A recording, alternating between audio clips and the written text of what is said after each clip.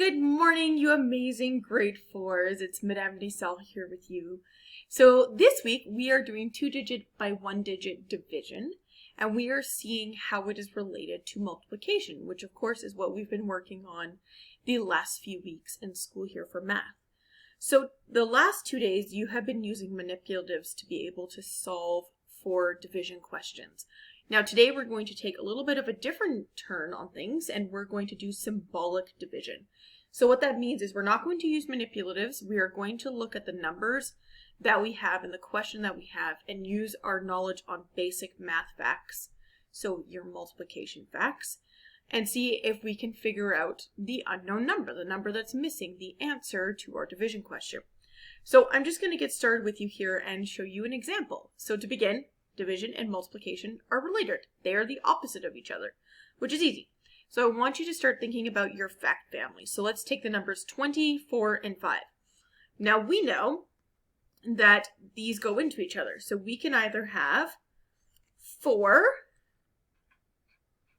times 5 equals 20, but we also know that 5 times 4 also equals 20. It's the same question.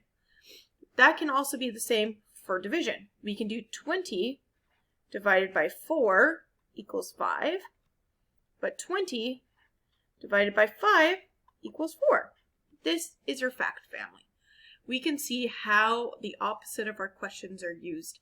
So if we see here, we have 5 times 4 equals 20, but up here we have 20 divided 4 equals 5.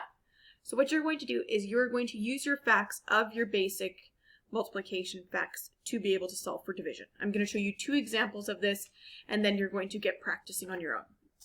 So the first question I have is 18 divided by 3 equals something. So we have an unknown number here.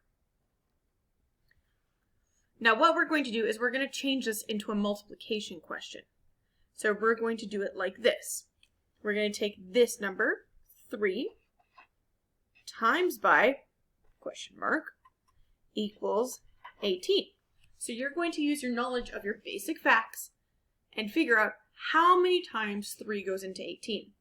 Well, if you guys are amazing at your facts like we know that you are, you will know that 3 times 6 equals 18. So the question mark equals 6. So 18 divided by 3 equals 6. Now we're going to do the same thing for 25 divided by 5. So we know that 25 divided by 5, we are missing what the answer is. So again, we're going to change this into a multiplication question. We're going to take this number, we're going to do 5 times question mark equals 25. Now again, you guys are amazing at your basic facts. So you know that 5 times 5 equals 5. Sorry, 5 times 5 equals 25, which means that 25 divided by 5 is equal to 5. Now we want you to practice this with the questions that you find on your Google Classroom, and just remember that if you need any help, we're here for you. Okay, have an awesome day. Bye, grade 4s.